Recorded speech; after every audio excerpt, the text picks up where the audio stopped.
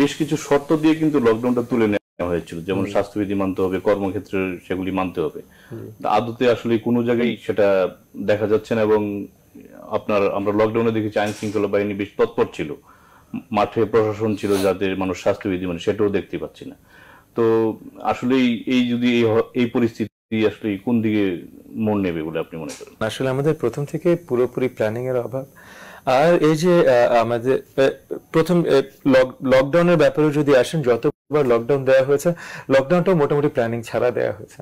মানে লকডাউনটা দেওয়ার আগেও একটা মিনিমাম অ্যামাউন্ট অফ ওয়ার্নিং সব ব্যবসা প্রতিষ্ঠান, কর্মজীবী যে মানুষ আছেন কোটি কোটি আমাদের দেশে, কাউকে কোনো অ্যাডভান্স ওয়ার্নিং দেওয়া হয়নি যে আচ্ছা আমরা এই সময় দিতে পারি, আগামী 1 মাস পর একটা 2 সপ্তাহ সে দিতে পারি, বা এখন সংক্রমণ বাড়ছে, আমরা দেখছি একটা সম্ভাবনা আছে আগামী 2 সপ্তাহের ভিতর সংক্রমণ এতটা বাড়বে যে আমরা লকডাউন না দিয়ে পারবো না, আপনারা রেডি হওয়া শুরু করেন, বা এই সময়টা লকডাউন বন্ধ হবে।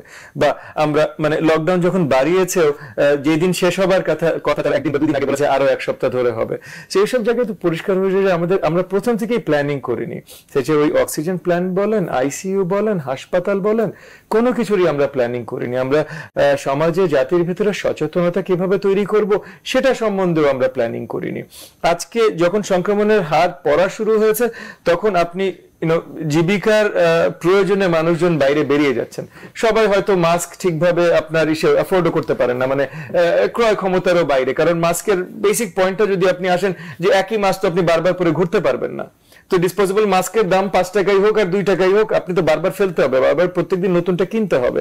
তো এখানেও একটা ইকোনমিক এম্পাওয়ারমেন্টের একটা ব্যাপার আছে যে কতগুলো মাস্ক আমি কিনতে পারবো, আমার বাড়িতে কতজন আছে, কতজন কয়টা পড়বে। এবং অবভিয়াসলি আমরা উন্নত দেশগুলোতেও দেখছি সেখানে অনেক ঝগড়া বিবাদ লেগে যাচ্ছে, রাস্তাঘাটে ভাইরাল ভিডিওস চলে আসছে যে সেখানে শিক্ষিত লোকজন, সেখানকার উন্নত দেশ তো ওদের অ্যাভারেজ শিক্ষার হার বেশি, সেখানেও যারা এমনিও শিক্ষিত, শহরে শিক্ষিত লোকজন, তারাও মাস্ক পরতে চায় না, তারাও এটা নিয়ে ঝগড়া করছে, আন্দোলন করছে। এই জার্মানি থেকে শুরু করে আপনি আমেরিকা পর্যন্ত সব জায়গায় গত 1.5 বছর ধরে সব জায়গায় হচ্ছে। তাহলে আমাদের দেশের জনগণকে শুধু শুধু দোষ দিয়ে তো লাভ নেই, যেখানে আমরা সঠিক কোনো সচেতনতামূলক মানে তৈরি করার মতো কোনো প্রোগ্রাম আমরা বাস্তবায়ন করিনি গত 2 বছরে। সব জায়গায় প্ল্যানিং এর অভাব। এবং এই যে আপনার ইকোনমিক বা ফাইন্যান্সিয়াল যে ডিসক্রিপেন্সির কথাগুলো বললেন, এবং এটা আমরা সব মানে গত বহু বছর ধরে আমরা সব জায়গায় দেখেছি এই ধরনের ফাইন্যান্সিয়াল ডিসক্রিপেন্সি। মানে ওই যে 15,000 টাকা দিয়ে একটা বালিশ কিনে বা 45,000 টাকা দিয়ে একটা পর্দা কিনে, এগুলো আমরা সব জায়গায় দেখছি। ইটস জাস্ট দ্যাট এখন যে টিকা 17 কোটি জনগণের জন্য কিনতে হবে, সেই জায়গায় এরকম ডিসক্রিপেন্সি গুলো হলে দেশের ক্ষতি আরো বেশি হয়।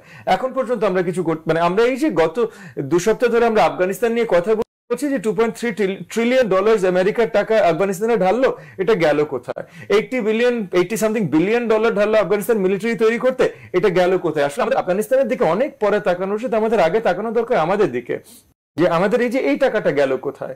বারবার প্রথম থেকেই আমরা গত বছর কি পারতাম না, যখন আমাদের সরকার খুব ভালো একটা পদক্ষেপ তারা নিয়েছিলেন, তারা ভারতের সাথে একটা চুক্তি করে, মানে একটা টিকার চুক্তি করে একটা ভালো একটা চুক্তি করেছিলেন, এবং ভালো একটা জায়গায় গিয়েছিলেন যে ভালো একটা টিকা, একটা পাওয়ার, অগ্রিম পাওয়ার একটা সম্ভাবনা আমাদের জন্য তৈরি করেছেন। এটা হয়তো একটা ব্যবসা প্রতিষ্ঠানের মাধ্যমে করাটা উচিত হয়নি, কিন্তু যেভাবে তারা বেস্ট করতে পেরেছেন খুব ভালো কাজ করেছিলেন। কিন্তু খুব ভালো কাজ একটা করে থেমে গেলে হবে না।